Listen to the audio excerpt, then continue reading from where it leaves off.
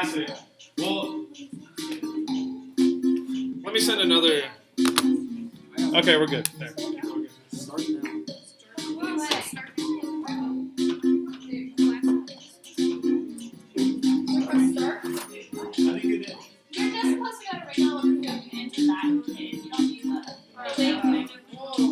Oh yeah, just go to Kahoot.it and put it in somewhere.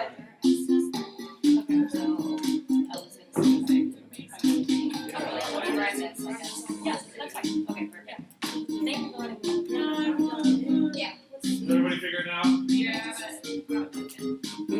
Gotta love that VSU Wi-Fi. You know it.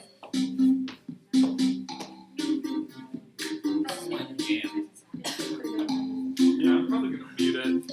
Yeah, what? You have to listen to it at least for a little bit. That's it. Someone put this over the Stop. Stop. Get out. Bless you. Who's this? It was supposed to be a bacon. It was supposed to be I'm baking you. bacon. Yeah. We got a whale now. Who's Oh, that? whales. Who's that? Who's that? Uh. Who's that? Oh, he's trying to beat me. Is that everybody? Who's not in? Anybody not in? Going once. Going twice. Alrighty, we're starting this baby up. 23 players. I'm gonna win. You just press the How do you experience homesickness? question and then the answer is going to be according to that. So then No. Is there a No. right or wrong answer? No, it's a survey. Wait a second. How do I win? Wait, it's not a game. So is it possible to win? No, there is no scoring. This is strictly a survey, people. It is not a game. Okay. Then why don't I'm you do a survey obsessed with monkey? the person who's interactive. I think it's interactive. That's why. If you selected, check. I don't know what to say. I just wanted to You could have made it like a game. Just focus on the questions and the outcome of the questions. Look at what people are answering, what people aren't answering. Ooh. Oh. Where's it all of the above? That's the pig fight. Hi. Welcome. If you want to hop on Kahoot.it, I don't know if you can join it. If not, just watch. So, 16 people missed their families, 6 missed pets, 1 missed friends, no one missed their room.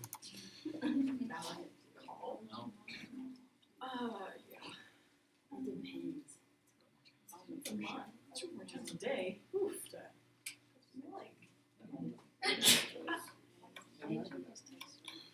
I know that you don't. Wow, once a week, 2 or more times a day, that's legit. Once a day, once a month, okay.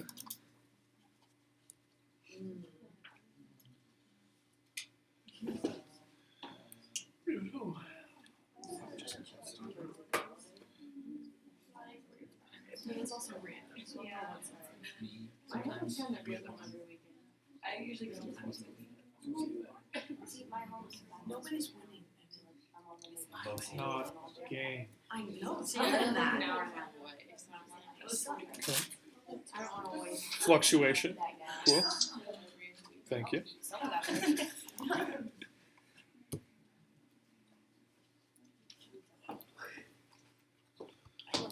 Sound on for that. I love when people have their sound on for them.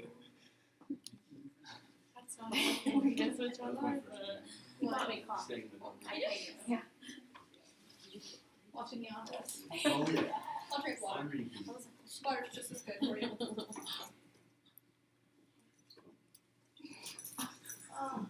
Awesome. Last question.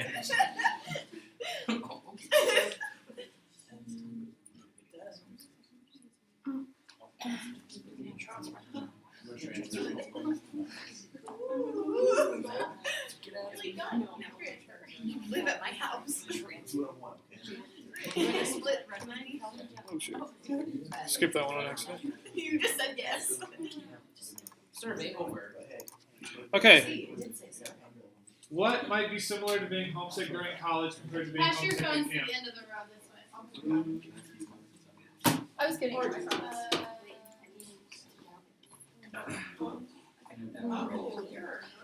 taken 5 responses minimum. What might be similar to being homesick during college compared to being homesick during camp? Make sure you're listening, everybody, please. The campers who are going to camp for the first time, you could compare that to like freshmen being away from home for the first time. 100%. Good answer. I miss the food my parents cooked at home, and camp food's different than home food. Exactly. Good comparison. It's good. The reason why they're there and that they don't want to move away from that said parent, you know, the fact that you have cancer and stuff, we're like, They might miss siblings who are old enough to be there. Yeah, for sure. If you don't know anybody like going there, it might be hard for you to like make friends. Yeah, definitely. If you're the only one to know anybody. I definitely miss my pets when I'm in school. The change in routine can get to people. Oh yeah. You want to elaborate on that at all?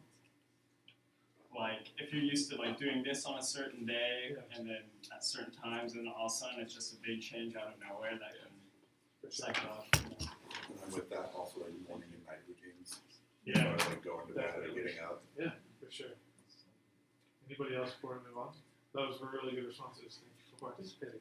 So, the 3 main things that they want us to talk about is obviously being away from your family, a new place, adapting, like you said, to the schedule, just to the atmosphere, to the people you're being around, and then also, if you've never been to camp, you're not really going to know what to expect right when you get there. It's pretty wild when we first get there. We're all just singing songs and everything, so it's definitely a new environment for them to get used to. So, next thing we're going to do is I want everyone to get a piece of paper or whatever, pencil, and explain what homesickness is in one word. I can. You want to? I wanted to. No, it's okay. You do that first. Teamwork. Teamwork. I need a belt. One word. Here, do you, hey, Is this all do you like a long piece of that? That freaks me out. They're like too clean of it. Once everybody has a piece of paper, something to write with, take 1 minute to figure out what your word is. I look like a Try to make it a unique word that no one else did.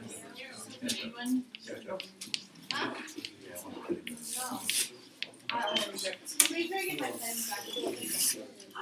like a bubble.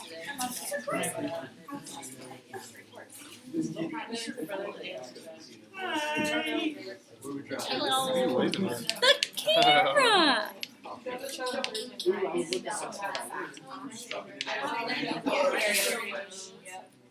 always go for solid figures. Okay, has everyone written a word down? Eyes to me when you've written your word. Ooh.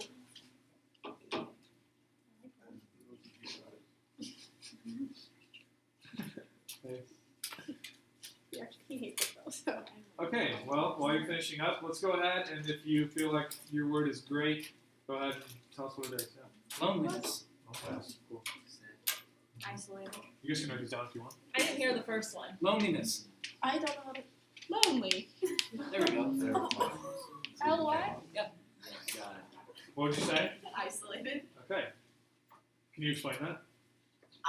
So if you're homesick, like part of that is probably because you haven't made connections in the new place that you're at, and so if you aren't one to like be proactive about it and try to make those relationships, you Yeah. might like retreat into yourself instead, and then isolate yourself away from other people. That's why it's so important, like those literally those first 10, 15 minutes where a camper shows up to camp, those moments are so vital because it's our first encounter with the camper that's gonna like figure out what their emotions are, you know. Those first 10 minutes are super vital to kind of get their feet wet and understand that this is a friendly place, this is an atmosphere where they should feel welcome and be able to do whatever they want to do there. So, anybody else? What was your word? Uncomfortable. We'll do one more. Got lost. Definitely. Those are good. So kind of the point of this exercise is to recognize that most of you probably written down an emotion or some sort of feeling, you know, so we have lonely, lost, those are all really great examples. So we have a definition of what homesickness really is, and it's kind of a complex definition because people can perceive homesickness differently. So can I have a volunteer read the definition? Homesickness is distress or impairment caused by an actual or anticipated separation from home. Homesickness is characterized by acute longing and preoccupying thoughts of home and attachment objects, such as parents, pets, friends. Different people miss different things about home, really anything that is familiar. Just kind of read that over one more time to yourself, digest it. Next thing we're going to do is play a little game of fact or fiction. So I'm going to read you guys a statement, and then I want you to tell me whether you think it's fact or fiction, and it's all pertaining to homesickness. So number one, homesickness only occurs in our youngest campers. Fiction. 100% right. So it happens at college-age kids all the way through adulthood. So why is this a myth? We only look for behavior or expressions in young campers. We don't expect older kids and adults to go through sickness or have homesickness feelings, so we often misinterpret their behavior as something else and not homesickness, but clearly states all the way through adulthood people feel homesick. Next one. More than 95% of campers report some feelings of homesickness during their stay at camp. Fact. It is 100% normal for them to talk about their feelings, regardless of what their age is. Next one. Symptoms of homesickness always include some sort of severe depression or anxiety. Fiction. Only 7% of campers report these feelings along with their homesickness. Symptoms include depression, anxiety, embarrassment, denial, acting out, which is rare, but that can be for anything really, but it's always good to be thinking that may be because of homesickness. So the most severe cases of homesickness happen in the first few days. Makes sense. This is actually fiction. So it says research shows that campers that struggle with homesickness and do not get help increase their feelings of anxiety or depression.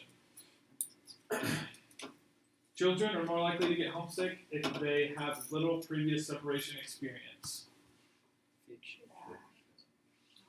That's fact. So experience, knowledge, membership, etc. creates comfort and stability. 3 more. Children are less likely to get homesick if they perceive low control over their own emotions, are anxious or depressed in the months before camp, and are insecurely attached. Consensus? Can you repeat it? Yeah. It is kind of confusing. So children are less likely to get homesick if they perceive low control over their own emotions, and they're anxious or depressed in the months before camp, and are insecurely attached. Fiction. Fiction. What? So if they have other issues going on in their lives, it's easier to slip into feelings of homesickness. So if, say, their parent has cancer, they're obviously going to be more emotionally attached to that parent, so it's going to make it so much more easy for them to become homesick the first day of camp even. We'll do one more. Children are more likely to get homesick if they have low expectations of camp and believe their homesickness will be strong and have a negative first impression of camp. 100% fact. So like I said earlier, those first 10-15 minutes that you're meeting all the campers is so important, because if, say, like there's a camp, you're talking to another camper and a new camper that just got there comes up to you and you like blow them off, which will never happen, but if it does, that camper's going to be like, do I really feel welcomed here? And then it's just going to be like dominant. Yeah. And then everything's just going to fall, and then you're just going to go into homesickness, have other emotions like that. Thank you for participating in that. Next thing we are going to do is go through some different types of homesick campers. There's a lot of different ways that people feel homesick, reasons they're feeling homesick, emotions that they're going to have, and it's important to kind of recognize these different types of homesick campers, because that can kind of help you figure out how you're going to go about handling the situation. So, first one, will somebody read the angry homesick camper? Angry homesick camper. Frustration aimed at you and other campers and counselors. Everything is stupid or won't be fun. Intentionally disobeys rules. Everyone is against me is a common phrase used. Overabundance of rules can increase the problem. What are 2 ways we can handle a situation where a camper is homesick but they're angry at the same time? take a minute or two to brainstorm if you need to. Yeah. Like help them realize where their anger is coming from, because maybe they don't realize they're homesick and they're just finding different ways to deal with it. Exactly. For sure. Yeah. Maybe letting them have a little bit more control over what they do, and maybe then they can choose to do things that they do at home, which will then help with their homesickness. Definitely. And then, like going along with the overabundance of rules, if you take away some of those might. That's great. Yeah, for sure. So try to get them just more involved so they have less time to even think about it. Definitely. Yeah. Throw them into it and keep them busy. Yeah, that's definitely a good tactic for any kind of homesickness because it's going to help them forget about it for the time being. Okay, next one. Who wants to read for me? The bored homesick camper. Generally only found in the first days of camp, withdrawn from cabin and others, generally alone, and a first-time camper, activity drastically improves mood. How are two ways that we can go about either preventing this camper from being bored, or if they are bored, how do we do that? Get them involved and like have them meet their have a bonding in the cabin. 100%. Yeah, Personally be involved and engaged with that camper. Yeah. Need extra attention. Intentionally. for sure. Yes, good job, guys. Next one. Who wants to read? The sad homesick camper are genuinely missing home and parents, siblings, or pets. Don't put forth effort to get to know others. Very quiet, thinking of home, asking to call home for no particular reason. Generally good kids who follow rules. One example. Yeah, go ahead. I think this is like something that we have a lot at our camp in particular. We have a lot of like really great kids who are just like kind of down. So I think this is something that we really need to like work on. But I know like we just try to like get on their level and like be like, yeah, we miss home too. Like you kind of just have to like empathize and let them know that you're there for them. Definitely.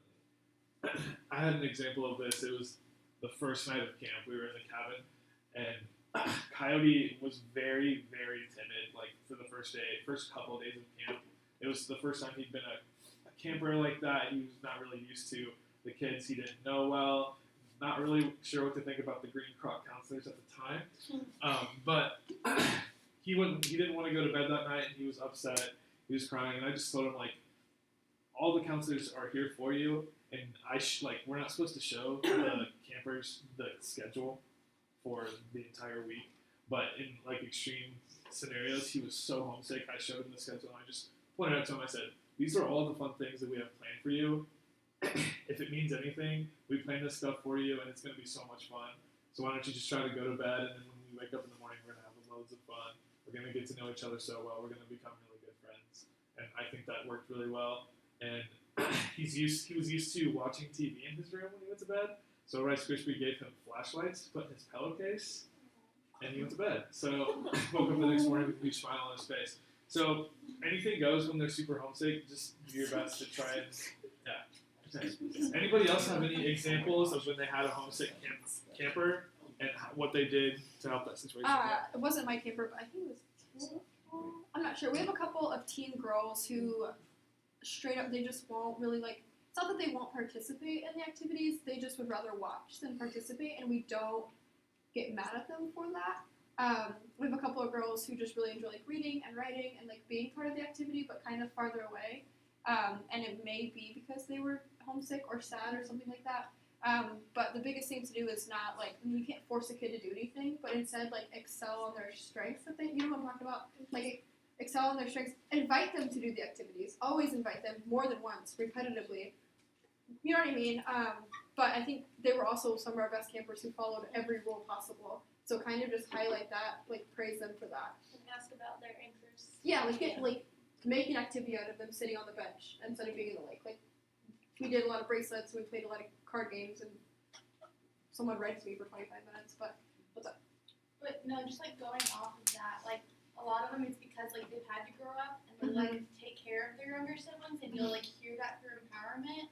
So like that's the role they're used to taking. They're not used to like joining in on the games. They're used to being the ones that like just stand off to the side like a parent and like watch the other ones have fun, and that's like comfortable to them. So like you just like have to like realize that and like understand that it's not like they're like trying to be like mean or like Right, yeah, there's a difference between like being defiant and being comfortable. And we definitely have a couple of kids teenage girls who would prefer to just be comfortable. They're not doing it to like be mean. That's just, and they're an amazing camper the whole time they're at camp too. Our first year we actually had a really, really extreme case of this at night. She was in the teen cabin and she would cry every night, and her sister was there with her too. But we had to get the mental health professional in there like every night, which she still like it helped her a little bit, but like this happens a lot, especially with like our older ones. I think. And never hesitate to use the MHP. So Yeah. always, And always a resource. Last thing, the sad homesick camper you're more likely to see at night, like before bed. So to kind of just go in to like with our girls. I don't think they're really homesick, but like go into it, make find a game, do an activity, talk, like cabin chat kind of calms things down. But like camper or counselors, I guess you're gonna be exhausted at the end of the day. The last thing you want is a camper to sit up all night by themselves. So just kind of be aware of that. Yeah, yeah. Can I say one quick Yes, of course. So asking to call home for no particular reason. We have a lot of campers that like want to talk to their parents every night. They're like, I need to go call my mom before I go to bed because I talk to her every night before bed.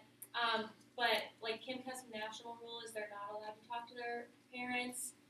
We're not allowed to call home unless it's like an emergency, and that's something that the camp advisor will do. So if they ever ask, like, can I call home? You need to just like. We doing letters this year? Yeah, the parents that come to Friends and Family Day, the ones that came last time wrote a letter to their child, and the ones that are going to come again in the spring are going to write another letter. So they'll have letters from their parents, hopefully, but you need to just say, like, no, you can't call home, like, and if it becomes more of a thing, then, like, come get us, obviously. But. Last thing we're gonna do for this part of the lesson is I want you guys to brainstorm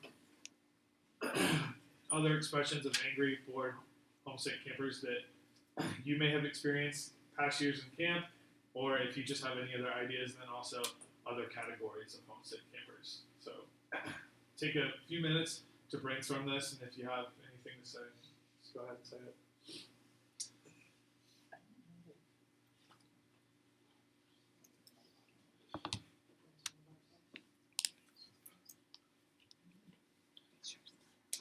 What? She has her. Oh. Yeah. Yeah, we saw like another 30 times. One thing that I've noticed is it was with Coyote. I could tell that he was very distant before he made it like known that he was homesick. He was just kind of like in the back of the group, just walking kind of slow with his head down. And I think that's kind of like what I initially saw, and I asked him, and he said he was just homesick. So there's a lot of things that you could be looking for before they even tell you that they're homesick that you can kind of know. And it's always fun to ask them, so they bring it up. Yeah. One thing that I feel like I've noticed is like a lot of campers when they come, like they're excited to be there, like they are energetic. But I feel like there's also some who are homesick and they use that energy to try to distract themselves. And they're the ones that are always like, so what's the next thing? Like, what else can we keep doing? Yeah. Like they want to keep themselves busy, and sometimes I feel like that can be a sign that like they don't want to slow down. Yeah. And so like sometimes they're just people are energetic, but some campers like they're homesick and they try to distract themselves. That's one that I've noticed before. That's definitely a good viewpoint. Anybody else? This doesn't really go with that, but I don't think it's a bad thing to ask campers if they're homesick. Like No, if you not at notice all. anything, like ask them so you can work it out instead of letting them just go ahead and tell. They won't tell you most of the time. You have to figure it out. Alright. Sweet. Okay, so we are going to talk about prevention and intervention, like what can we do about homesickness. So we're just, my slides aren't as fun. I don't really have any games, but we're just going to get through it, and we're all going to be great. Prevention is, can anybody tell me what prevention is? Preventing homesickness. There you go. And then what about intervention? Okay, prevention is stopping a problem before it happens, and intervention is once the problem happens. That's when you go. Same Bingo. idea as like proactive versus reactive. There you go. Yep. So those are the things we're going to talk about. Sorry, I'm trying to get. Yeah, so just the Camp Custom just says prevention is to do something to prevent homesickness, and then intervention is helping the camper manage their sense of homesickness if they do get to that point. So let me pull this up. These are just a couple of bullet points that go along with prevention. Who wants to read the first one? Yeah. Help kids adapt to the camp environment and routine, but but don't ignore kids that have been to camp before. Next. Just go. Always review the schedule and let campers know what's next. Do remind campers of cool activities in the future. Next. Tell kids to look out for each other. Stay active and involved. Okay. Pay attention. This is my game. See? That's like the number game. Right. Go ahead. Pay attention to all the kids. Get them involved in activities. Do not let them sit outside of activities. Play get to know you games with the cabin to facilitate bonds by doing this to help them avoid cliques. Be sincere. Campers can tell when you truly care about them. Let campers know you will be there for them. Do not make any promises you cannot keep. Keep going. Do not make any promises you cannot keep. Do not make any promises you cannot keep. Hey. Do not make any promises Hey. you cannot keep. Yes. Okay. You guys get it.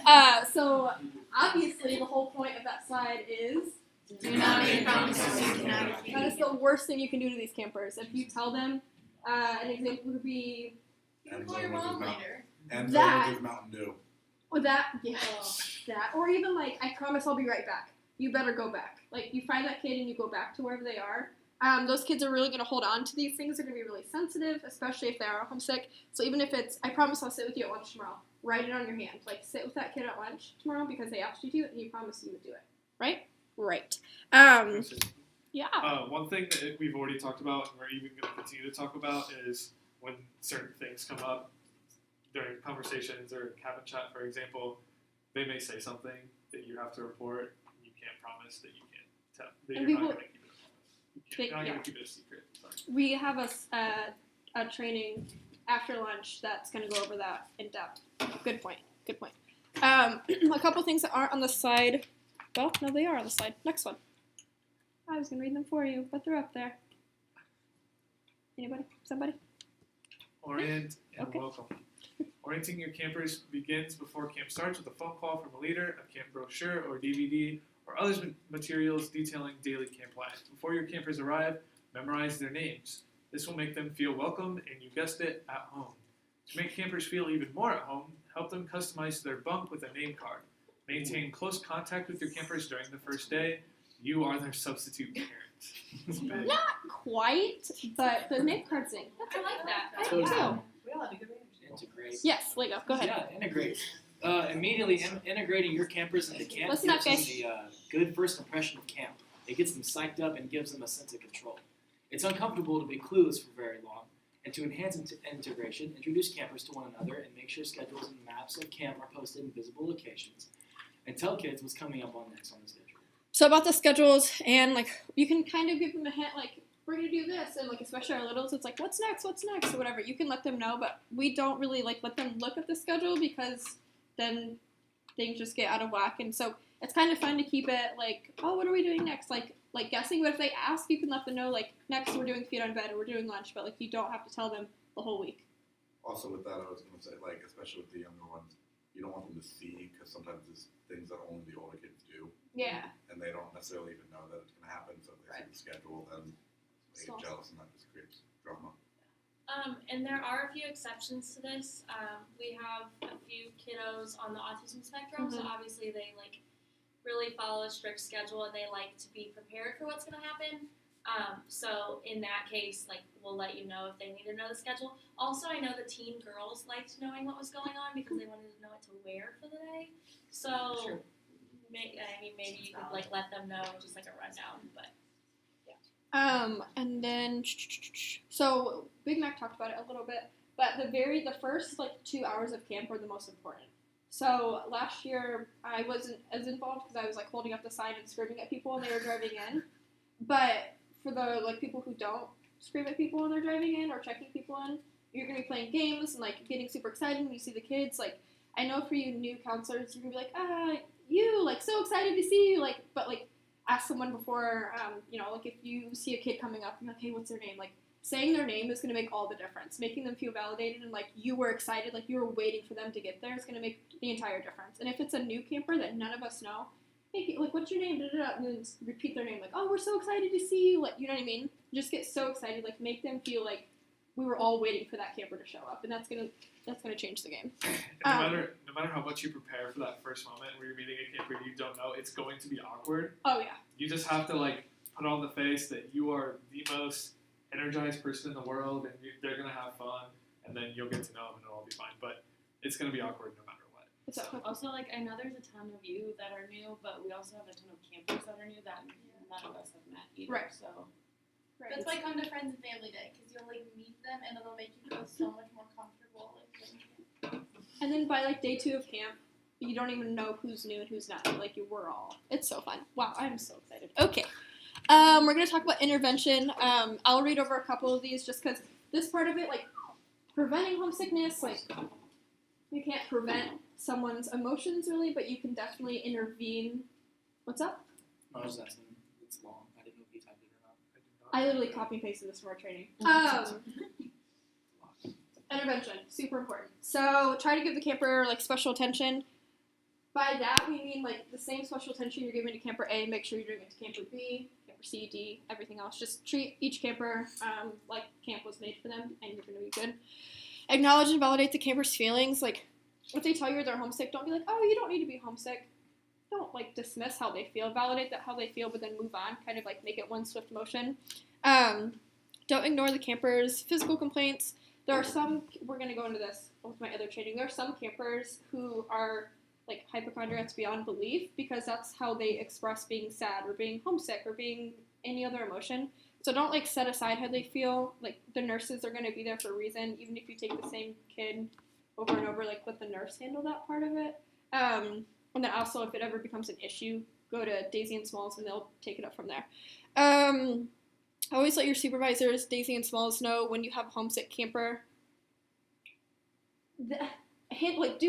We're all adults, like at your own discretion. If it's like super severe where it's like ongoing, then get them involved. But like Smalls and Daisy are already gonna have so much to do at camp that like if we can kind of nip it right then and there, go ahead and do that. The kids, okay, this is huge. So the kids are always listening and watching. Always find a private space to talk about to other staff members about issues with campers. Never talk about another camper in front of campers. That's gonna break trust faster than anything else, and then it's gonna get around camp, and then you guys can picture how the rest is gonna go. We've already talked about this. Don't ever tell a camper that they can call home because they can't. If it gets to a point, I know we had a camper last year call them. If it gets to a point where it's just like super overwhelmed, you can't tell them no anymore, like get them involved. They'll take over from there, but definitely just, no, you can't call home, move on. It's super important that you note from the beginning what certain campers like. All of our campers are different. All of our campers like different things. Like the one camper who read to me for 25 minutes, like I hate reading. And I hate being read to, but like that's what she enjoyed doing. And it was like super interesting because that's what she enjoyed doing, so it made me enjoy what she was doing. So just find certain things that your campers are gonna like and like bring that out of them. Okay. Okay, so providing social support. Homesick kids are typically lonely, or at least they feel lonely at the beginning. Let's see, I have it up here. So, like, normalize, I guess it says up there, like, normalize their experience. So, like, make them understand that feeling homesick is okay, but, like, it doesn't have to be their feeling the whole time at camp. And provide that sense of, like, we're here for you, we'll do whatever we can to get you to overcome this, and, like, have a good week at camp. So, yeah, this is a good little, like, what is the word I'm trying to think of? Like, a question that you could ask them is just say, like, tell me all the things that you think, that could make things better, like that we could do to make things better. Like you give them that open floor to answer your questions, and then just they might answer, they might not, but that might be all the tools you need for the rest of the week to make them feel at home.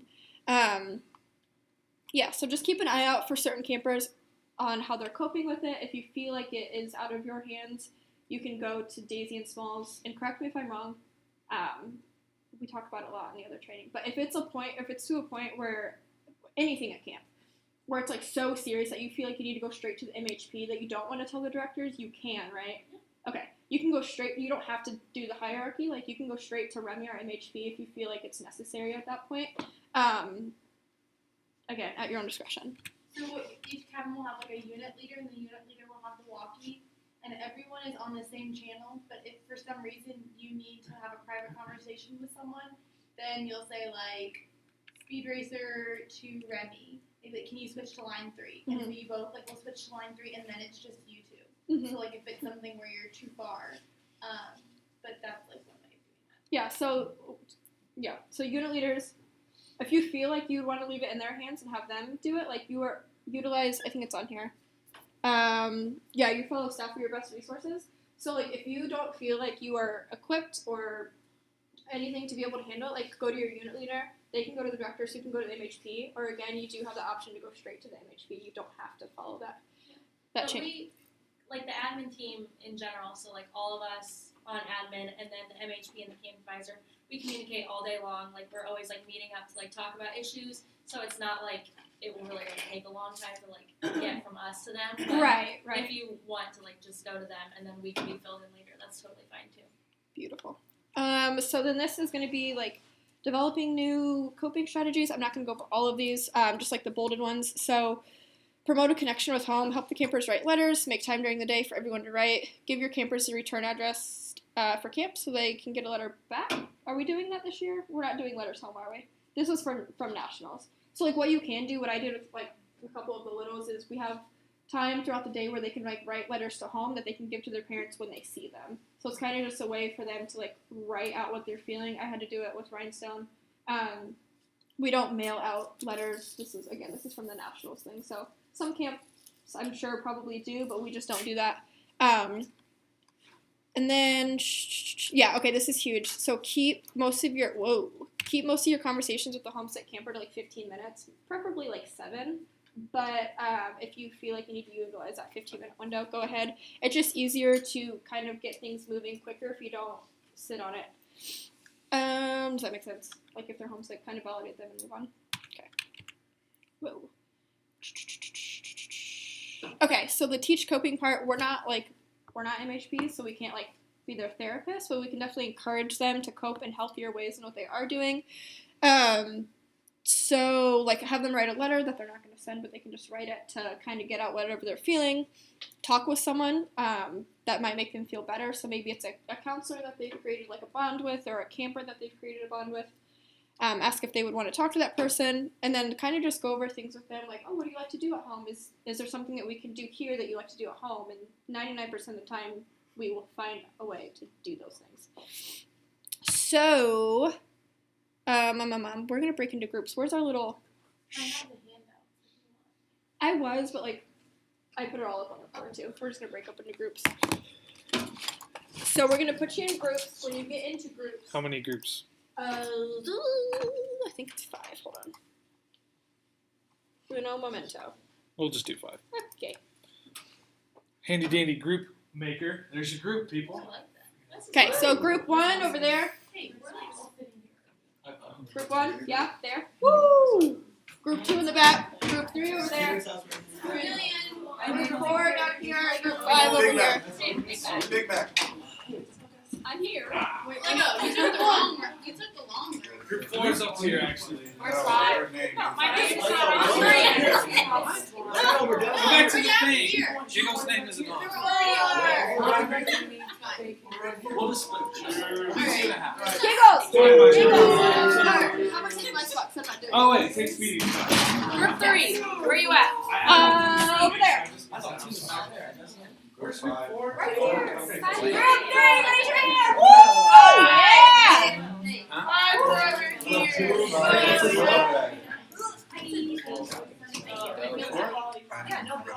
Actually, Maybe I do. Not as close. I went out last. Right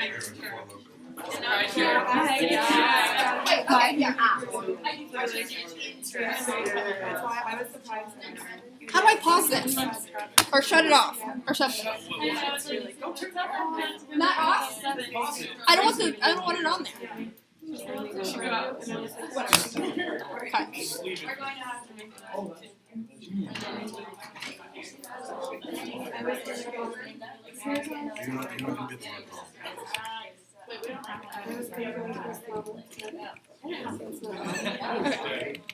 All right, I'm gonna give you your group. alright, hey, listen up. So this is like a what would you do? You're gonna get a scenario and then come up with a prevention and intervention route for that scenario. Just like what would you do in this scenario? You guys are gonna be older teens. Are we acting it out? No, you don't have to act, you can act it out, but you don't have to. Making it more fun. And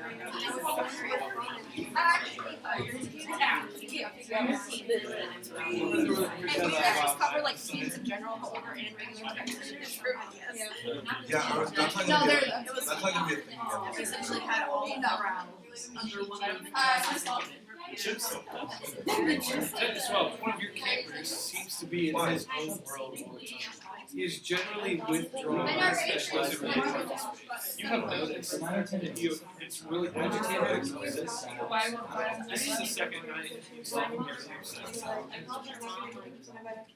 So we're doing convention and intervention. Just like how would you solve that giving meals for your meals. Oh yeah.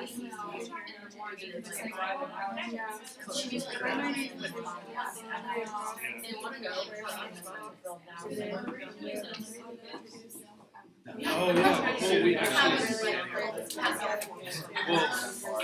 every day for every meal we send one camper coach group to go help set up there. so cool. Yeah, so we can like designate that person to do that. Are we acting these out? You don't have to, but if you want to have fun, you can. Why are you so tan? Maybe through transition, play a little game. We'll just get up there. Jimmy here, it's really just like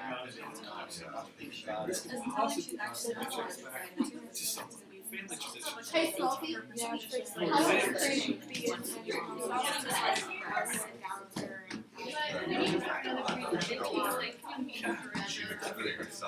Oh, yeah. I'll explain that part. You can talk about how ask them what they do or consider stuff like that. Just like talk about it. Like let me help. And then you can add maybe like writing what it is on the wall. How many more weeks you got? How many more weeks you got? It's so exciting though. What it is you feel like, whether you want to Yeah, I'm good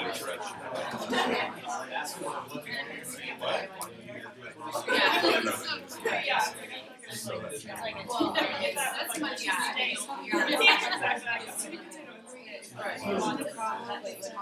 He's not supposed to either way.